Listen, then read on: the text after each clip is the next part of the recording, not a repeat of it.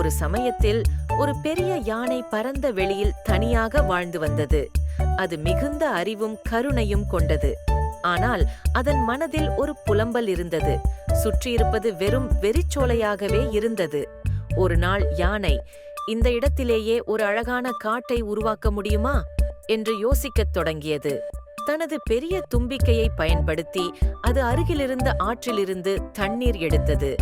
அந்த தண்ணீரை வெறிச்சோளத்தில் தெளித்து புதிய மரங்கள் வளர்க்க ஆரம்பித்தது.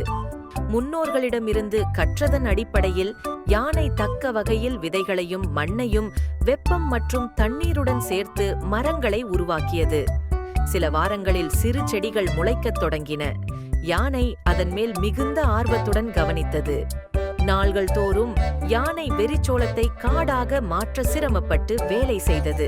அது பல்வேறு பழங்கள் கொண்ட மரங்களை நடத் தொடங்கியது. ஏனெனில் அவை பிற உயிரினங்களுக்கு உணவாக உதவும். அதன் அன்பும் பணி செய்த உழைப்பும் காட்டை மெல்ல வளரச் செய்தது. ஒரு நாள் ஒரு குருவி தண்ணீர் தேடிக்கொண்டு அந்த இடத்திற்கு வந்தது. அது புதிதாக முளைத்த செடிகளையும் தண்ணீரையும் கண்டு மகிழ்ந்தது. இந்த இடம் யாரால் உருவாக்கப்பட்டது என அது யானையிடம் கேட்டது. யானை குருவியின் கேள்விக்கு, நாம் அனைவரும் இங்கு வசிக்க நல்ல சூழலை உருவாக்கவே இந்த முயற்சி என்று வெட்கத்துடன் சொல்லியது. குருவி யானையின் பணியை கேட்டு மிகவும் ஆச்சரியப்பட்டு தன்னுடைய உதவியாக வித்துக்களை கொண்டு வந்து அங்கு விதைத்தது. மேலும் அதன் பறவைகள் கூட்டத்தையும் அழைத்து வந்தது. இதனால் அந்த இடம் மேலும் தழைத்தெழுந்தது. எப்போது யானை மரங்களுக்கு தண்ணீர் ஊற்றுமோ அப்போது பறவைகள் குரல் கொடுத்து யானைக்கு தன் உதவியை பாராட்டின. சில நாட்களுக்கு பிறகு ஒரு நரி அந்த காட்டுக்குள் வந்தது.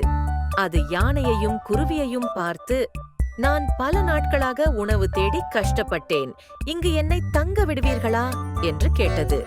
யானை இதை மனமுவந்தது ஏற்றுக்கொண்டு, இங்கே உணவும் தண்ணீரும் எல்லோருக்கு போதுமானது, நீயும் இங்கே ஒரு குடும்பமாக இருக்கலாம் என்று கூறியது. நரியும் காட்டிலிருந்து தன் பங்கை கொடுக்க துவங்கியது. மெல்ல சிறு முயல்கள், மான்கள், ஏனைய விலங்குகள், பறவைகள் ஆகியவை அந்த காட்டுக்கு வந்தன.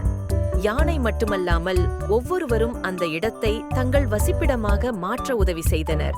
ஒவ்வொருவரும் தங்கள் திறன்களைக் கொண்டு காடு தழைக்கச் செய்தனர். ஒருமுறை ஒரு கடுமையான கோடை காலத்தில் அருகிலிருந்த பல விலங்குகள் தண்ணீர் மற்றும் உணவுக்காக திக்குமுக்காடி அந்த காட்டுக்கு வந்தன. யானையும் அதன் நண்பர்களும் தங்கள் காட்டை பாதுகாத்து தண்ணீரையும் உணவையும் பிற உயிரினங்களுடன் பகிர்ந்து கொண்டனர். இதனால் அந்த இடம் அமைதி நிறைந்த ஒரு நட்பு காடாக மாறியது.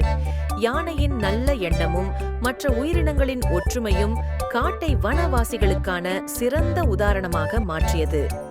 அந்த காடு நண்பர்களால் உருவாக்கப்பட்ட மாபெரும் நண்பர் வட்டாரமாக மாறியது. யாரும் தனியாக இல்லாமல் ஒற்றுமையுடன் வாழ முடியும் என்பதை எல்லோருக்கும் அது போதித்தது. அது வாழும் வரை யானை அந்த காட்டை இன்னும் அழகாக மாற்றிக்கொண்டே இருந்தது.